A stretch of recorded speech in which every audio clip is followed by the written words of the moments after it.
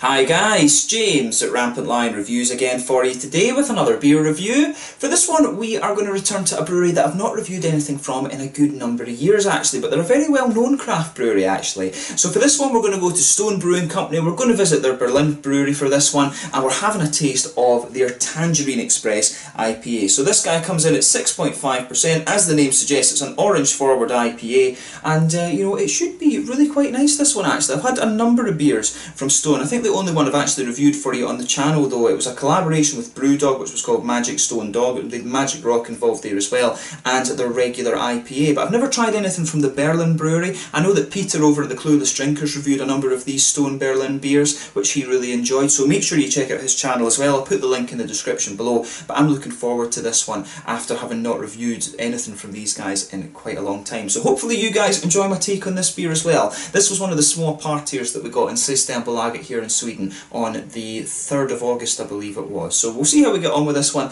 so let's leave it at that. So as always with my reviews, I'll tell you a little bit about the brewery. If you want to get straight to the tasting, just fast forward. All the usual links are in the description below. That's the brewery website, the link to my other reviews that I've done from Stone Brewing before. No doubt I will add some more in the near future. There's all the usual social media. If you want to see more beer reviews, do please consider subscribing to the channel. The whole channel of course has a geography based tagging system, so you can go into the homepage and search for beers based on country, city, state, county, prefecture, whatever it is you're interested in. Do check out the playlist of beers from different countries. There is one there for all the American beers that I've reviewed for you. I might put this one in the German list as well, since it is brewed in Berlin. I'll speak to Peter and see what he reckons about that. And as always, please do get in touch and let me know some of the other beers and breweries that you guys would like to see me review. It's always great to hear from you guys that are watching the videos, and the support that you show the channel is hugely appreciated. So anyway, on to my brewery notes then. So as I've told you before, Stone Brewing were founded back in 1996 in San Marcos in California by Steve Wagner and Greg Koch. So the location that they started in originally is now home to Port Brewing Company and also the Lost Abbey Brewery as well. But in 2006 they moved to a new custom built facility in Escondido, which is home to their restaurant Stone Brewing World and Gardens it's called. So they opened a second restaurant of the same name in the Point Loma district of San Diego, and they also own stores in Oceanside, Pasadena, and also South Park and Little Italy in San Diego as well. But in 2014 the brewery brewed around 287,000 barrels of beer, which made them the 9th largest craft brewery in the US. But the brewery announced plans for expansion in the US and Germany back in 2014, and they opened up the Berlin facility in 2016, which is equipped with a 100 hectolitre brewery, and it can be found in Mariendorf in the city. And this brewery is responsible for all of Stone's European beer that you get. All of the ones that we get here in Europe now are brewed by Stone Berlin. But they opened up a restaurant which is called the Library Bar in the summer of 2016 as well to complement the brewery. And that same year they also opened up a brewery in Richmond in Virginia, which does their East Coast operations. That opened in July of that year as well. And they've also very recently opened up a smaller facility in Napa, which of course is the wine country in California too. But today they employ over 1,000 people, and they're still the 9th largest craft brewery in the US at the moment. I think it's the likes of New Belgium and Sierra Nevada and things that are ahead of them. But Stone Brewing, like I say, are probably one of the best known Californian craft breweries these days. You know, they've influenced a lot of people. You've got the likes of Dogfish Head and all of that as well. You know, Stone Brewing are up there with the likes of Sierra Nevada, Dogfish Head, and you know, all of these kind of things. Lagunitas, of course, were the other one from California too, that were a big name, of course, but they're owned by one of the bigger companies mainly now. But yeah, really interesting brewery this one, and I'm glad to review one of their beers for you after quite a while. So if you want to learn a little bit more about them, do check out the brewery website. It lists all the different beers that they do. This is one of their regular brews that they do along with the you know, the regular IPA and things like that. They do have Bastard Brewing as well, which is their Arrogant Bastard, was one of their kind of quite famous beers, if you like, and they've sort of gone off on that and started playing with it a little bit, and it's released under its own brand these days. But an interesting brew, like I say, so check out their Facebook and website and stuff if you want to learn a little bit more. So yeah, I'll just let you have a little look at the artwork on the can on this one. This of course is quite different. The ones in America, from what I gather, are still sold in bottles, but in Europe, you know, they're selling these ones now in cans. There is a little bit of debate with cans when it comes to, you know, the sealants and things inside them and the chemicals that are used in the sealants. I'll maybe do a video on that at some point actually, and talk about that a little bit. But this one is a half-litre can. I've criticised a lot of breweries for using these 440ml ones, which are based on the American measurements, but this is the size the can should be. It should be a half-litre or a 330. It shouldn't be 440ml. But yeah, nicely presented beer, this one. There you can see the Stone sort of devil guy there, which you've seen on a couple of the beers. But without further ado then, let's get this guy out and get on with the tasting. So like I said, it's a 6.5% IPA, it's hot with Citra, Centennial, Azacca and Mosaic, and it's also got Sterling hops in it, this one, which should be really nice. So let's get it out and we'll get on with the tasting then. I'm looking forward to this. Just let it settle down a wee bit, and there we go. So yeah, as you can see, and as you would expect from this one, it's pouring a nice yellowy orange amber. Nice big head on that beer as well actually, so you can see there's a solid 2 fingers of a frothy, what I would say is a kind of cream coloured head, and you really can get a nice oily orangey aroma out of this. There's a bit of tropical fruit mixed in there as well. You can get a little bit of the mangoes coming out. I'm guessing that'll be from the Citra if it's mangoes in this beer. But yeah, as you can see with this one, poured a nice bright yellowy colour. It's got a little bit of an orange tint to it, but I would say this one's leaning more towards the yellowy side of things rather than anything else. A solid 2 finger head on this one. It's got a nice kind of creamy colour to it. 1 or 2 big bubbles sticking towards the side of the glass, a few little ones heading up towards the bottom of the head there. If I put my fingers behind the glass as well, you can see that this beer is pretty damn hazy. So let's take a closer look at the aroma then and just see how we get on with this one. Ooh, yeah, so nice sweet malty quality to this beer. You can pick up, there's a nice sort of bready note to it. There's a little bit of a caramel and biscuity quality there. It's maybe leaning a bit more towards the biscuity side of things, right enough. But yeah, the malt is just I like that the malt has a little bit of a presence in this one. There's so many IPAs these days where, you know, the malt is just left aside and it's all about the hops. They just use a pale malt base, and I do like that when you've got that little bit of malty presence to the beer.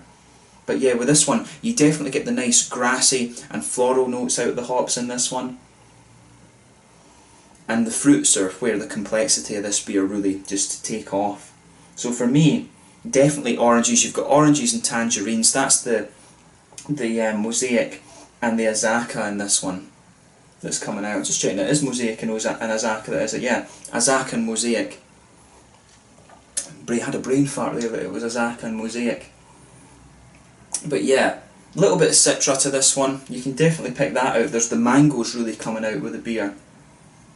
And you can get, it's quite interesting because there's a good little bit of tropical fruit complexity to this one. It's got that kind of, you know, that little bit of lychee or something like that you always get as one of the complexities from Citra. You can really pick that up in this beer.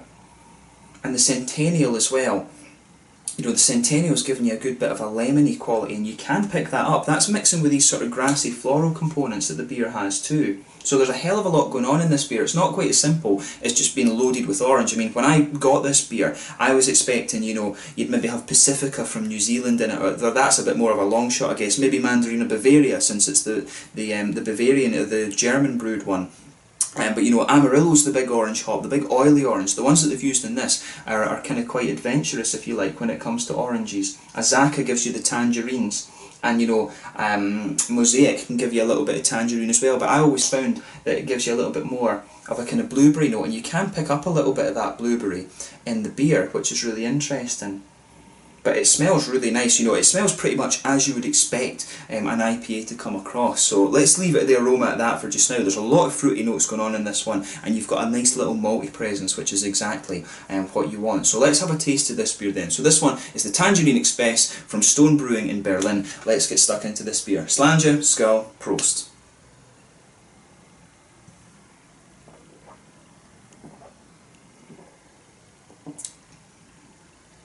Yeah. That's a nice beer. It's an easy drinker, this one. That's what I'm noticing about it.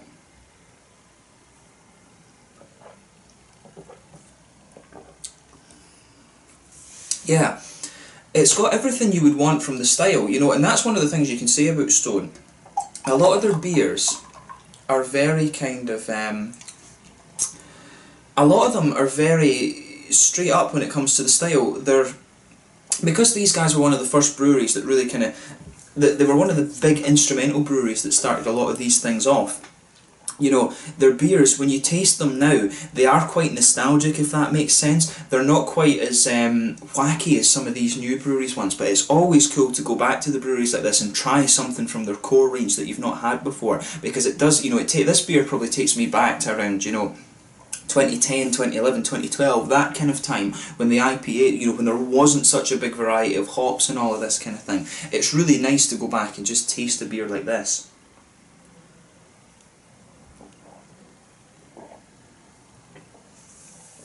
So yeah, I like how this one's going together. So the malt base is really nice. You've got that nice bready quality that just blankets the middle of your tongue. On top of that, you've got a little bit of a sweeter kind of biscuity note, and you've got some nice caramel just sitting in the middle of the palate too. As I've always said, I do like it when these IPAs have got a nice malty presence to them. The malty qualities are being forgotten a little bit in favour of the kind of haze craze with the New England IPAs and stuff like that, but I do like a little bit of a kind of caramel presence when it comes to my IPAs. I think it just covers the booze up a little bit.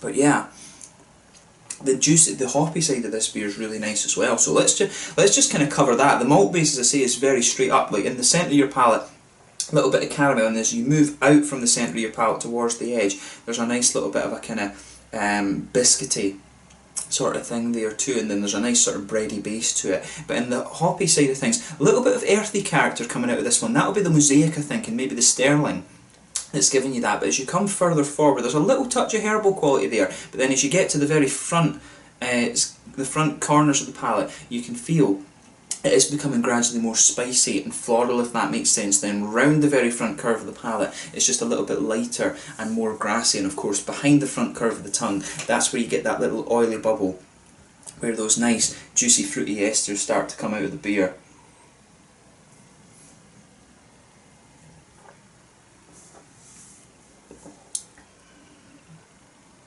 But yeah, the way the fruits are coming out of this one is really nice. I mean, there's more complexity to it, but it's definitely leaning towards the orangey side of things. I mean, I've had a few beers where they're saying, you know, where they've said a specific fruit, and you've just been kind of like, well, there's a whole host of other things going on in there that, you know, it kind of nullifies that a little bit. But definitely for me, they've got this one nicely balanced, because there are other fruits in there, but it really is leaning towards that nice orangey side of things.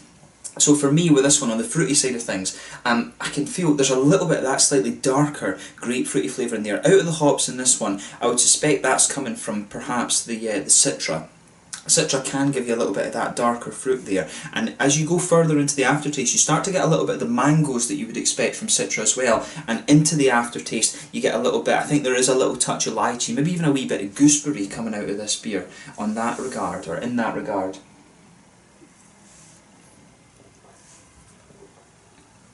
And there's definitely, for me, right on the tip of the tongue, there's definitely a little bit of a slightly blueberry presence in this beer as well, and that will be the Mosaic that's giving you that. The orangey notes are quite interesting. I'm finding they're coming out just on the very front sides of the tongue a little bit. It's the tangerines that are really, you know, it is tangerines. The tangerines I've always found are a little bit softer and slightly more juicy, I think, than a regular orange. Like if you use Amarillo, for example, I've always found that the beers that use that, they've got a little bit more of an oily orange presence to this one. But for me, the orangey quality, the tangerine qualities in this one, it's just a little bit lighter and more juicy. And I think one of the things that's probably contributing to the base in this beer a little bit, to that slightly darker, almost grapefruity flavour, I think that'll be the Centennial. The Centennial gives you this kind of almost lovely lemon sherbety quality. I found I've had a few single hop Centennial beers. It's quite an underrated hop, that, in my opinion, actually.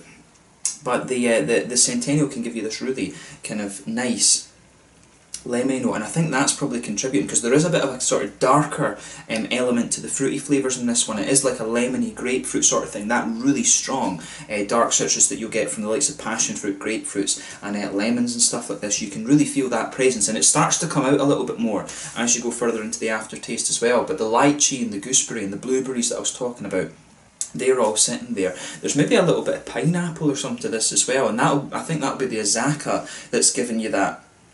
But it's interesting that, because regardless of, you know, I'm talking a lot about the other fruits in this one, but really it's the tangerines that are coming out from this one, which is the Azaka and the Mosaic that are giving you that, which is really interesting. I don't know if they've sort of played with the measurements of hops that they've put into this one, that they've put in for the dry hopping or whatever. but you really, the oranges are the dominant one, but it's got all this complexity, and the complexities, they're there at the start, they die off a little bit, then the oranges really start to dominate, and then as you go further into the aftertaste, you're getting the blueberries and the lychees and the gooseberries and things like that I was talking about. It's a really interesting beer, that, and you know, this is one of their core range beers for Stone. I really wish that I lived in California, in Berlin, and I could try some of their more experimental stuff, but it is nice, as I say, to go back to one of their core range beers like this.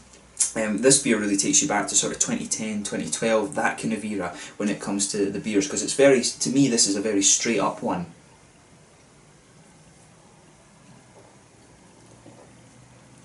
I'm saying that right enough, but I think if memory serves me rightly, Azaka didn't hit, you know, wasn't really used in beers until at least 2014, if I'm remembering right. I might be talking a load of rubbish there.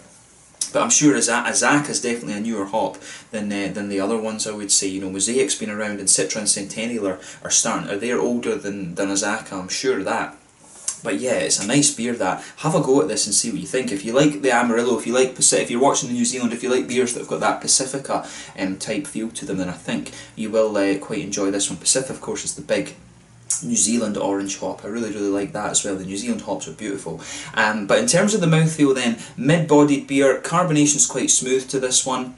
The mouthfeel, I'd say it leans a little bit towards the oily side of things. Good little bit of hoppy bitterness, nice juicy fruits, and it's got a little bit of sweetness to the malt base as well. But overall, very nice. I'll give a thumbs up to Stone Berlin for this one, and I hope that I can review some more beers for them. So let's leave it at that. So once again, thank you for watching my beer reviews. Until the next time, please like, subscribe, share, all the usual YouTube stuff. Let me know your own thoughts on this beer in the comment section below. Let me know what your favourite beers are from Stone as well. Do let me know if you've noticed any differences between Stone Berlin and the American brewed Stone beers as well. That would be quite interesting to talk about, and hopefully I can review some more from these guys in the fairly near future. Make sure you check out my social media. Please like, subscribe, share, all the usual YouTube stuff. But this was the Tangerine Express, an IPA at 6.5% and really nicely done from Stone Brewing Company. This one in particular brewed at their Berlin facility. So until the next time, slange just now, and I will catch you guys very soon. Skål!